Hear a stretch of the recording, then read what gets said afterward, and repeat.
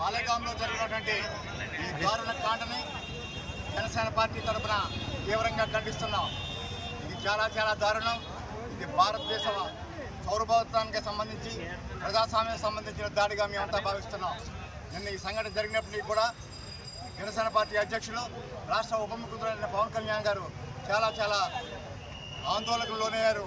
వారు ఈరోజు ఉదయం దీనికి సంబంధించి 3 రోజుల నిరసన కార్యక్రమాన్ని ప్రకటించి ఉన్నారు. చాలా దురదృష్టకరం. అది ప్రపంచంలోనే అతిపెద్ద ప్రజాస్వామ్య దేశంగా ఉంటూ అన్ని వర్గాలని అన్ని మతాలని కలుపుకుంటూ విభిన్న మతాల సమ్మేళనంగా ఉన్నటువంటి భారతదేశం మీద ఇటువంటి దాడి జరగడం చాలా దురదృష్టకరం. అది కూడా యాత్రికులు వారి కుటుంబాలతోటి విహారయాత్రగా వెళ్ళినటువంటి అక్కడ జరిగిన సంఘటన మరీ అక్కడ ఎంచి హత్య చేయడం అన్నది చాలా దారుణ విషయం.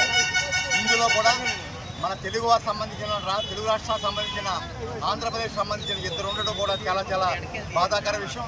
దీన్ని తీవ్రంగా ఖండిస్తున్నాం. దీన్ని ఎంత మాత్రం ఉపేక్షించడం కుదరదు. తక్షణం దీన్ని చర్యలు తీసుకోవాలి. ఉగ్రవాదం యొక్క మూలాలు ఎక్కడున్నా సరే పూర్తిగా తొలగించాలని జనసేన పార్టీ తరఫున మేమంతా కోరుకుంటున్నాం. అత్యంత శక్తివంతమైనటువంటి నరేంద్ర మోడీ గారి నేతృత్వంలో భారతదేశంలో ప్రభుత్వం ఉంది. గత కొన్ని సంవత్సరాలుగా ఇటువంటి సంఘటనలన్నీ కూడా చాలా మరొక కనుమరుగయ్యాయి. కాకపోతే వారంతా కూడా వారి ఉనికిని కాపాడుకోవడం కోసం, అదేవిధంగా అమెరికా ఉపాధ్యక్షులైన వారు దేశంలో పర్యటనలో ఉండగా ఈ సంఘటన చేయడం వారు ఏదో రకమైనటువంటి గుర్తింపు పొందడం కోసం చేసిన ప్రయత్నంగానే మేము భావిస్తున్నాము. ఈ సందర్భంగా ఒకటే చెప్తున్నాం, ఇక ఈ మోకలిక కాలం చెల్లింది. నరేంద్ర మోడీ గారి నేతృత్వంలో ఈ ప్రభుత్వం ఏమాత్రం కూడా ఉపేక్షించాలి సిద్ధంగా లేదు. నిన్నటి రోజునే వారి యొక్క పర్యటనను ముగించుకుని భారతదేశంతో తిరిగి రావడం జరిగింది. త్వరలోనే తీవ్ర చర్యలు ఉన్నాయని మేమంతా భావిస్తున్నాం. ఈ ఉగ్రవాదానికి సరైన సమాధానం జవాబు చెప్పే రోజు దగ్గరలో ఉందని మేమంతా భావిస్తున్నాం. ఈ 3 రోజులు మీరు చేయబోయే కార్యక్రమాలు ఏంటండి?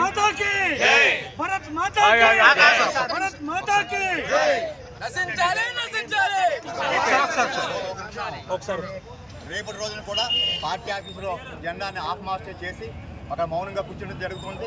రేపు సాయంత్రం కూడా మళ్ళీ మేము కొవ్వొత్తులు ర్యాలీ చేస్తాం. 3వ తారీఖున కార్యక్రమం ఇంకా కార్యాచరణ ప్రకటించవలసింది.